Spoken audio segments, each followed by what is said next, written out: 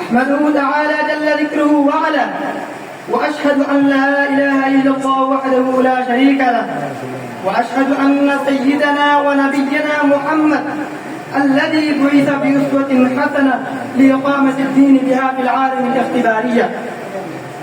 والصلاة والسلام على الشخصية العليا وعلى آله وصحبه الذين فائزون باتباع أسوته وسنته، أظهروا نموذجا لمن تبعهم بإحسان إلى يوم الدين. أما بعد، فيا أهل المكرمين، الآن أقدم أمامكم حول الموضوع كفى بالرسل أسوة لنا.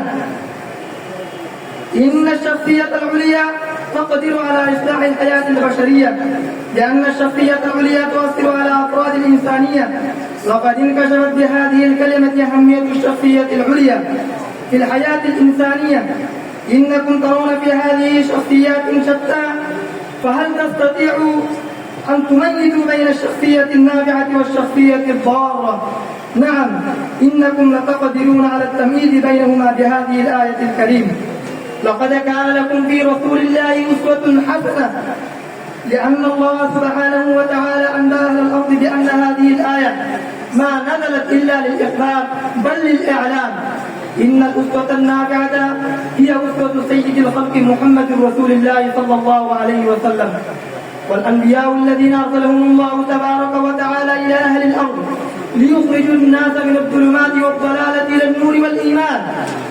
جعل الله بعضا منهم نذيرا وبعضا منهم بشيرا، لكن نبينا عليه الصلاة والسلام ختم الله به النبوة والرسالة وجعله بشيرا ونذيرا معا لكافة الناس. أيها الإخوة بالله، الأسوة التي تتقبلها الحياة الإنسانية أسوة أبدية لها شروط شتى. الأول، وجود التاريخ الموثوق بها. الثاني، وجود الكمالية الوصف بها بأن تكون الأسوة في باب الحياة الإنسانية منجلة كالشمس.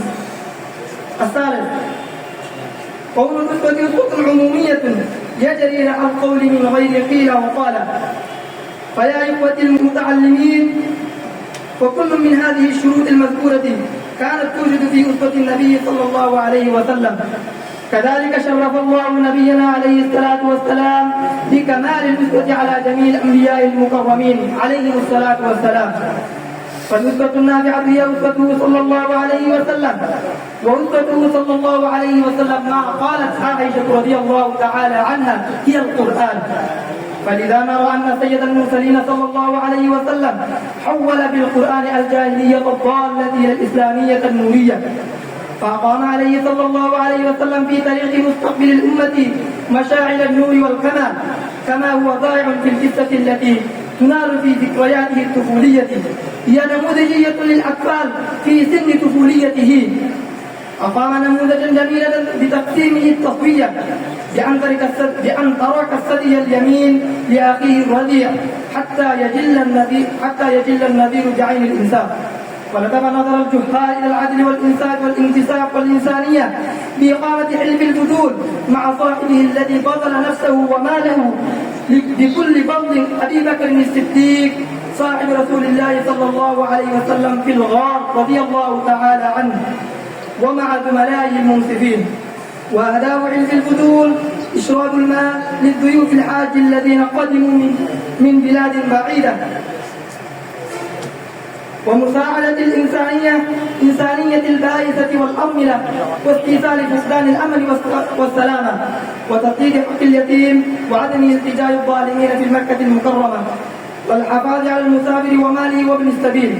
بناء على القوانين المذكورة أحمد رسول الله صلى الله عليه وسلم عن المجتمع العمل الوحشي، وعد النساء الضائع المالية، وعدم أداء أجرة الفلاحين والسرقة وقطع الطريق والاختطاف والظلم والامتثال والقتل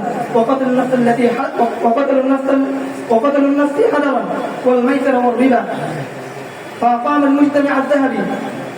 وفي الختام أتمنى لكم إخواني المسلمين عاما حافلا بالنجاح والتوفيق، والسلام عليكم ورحمة الله وبركاته.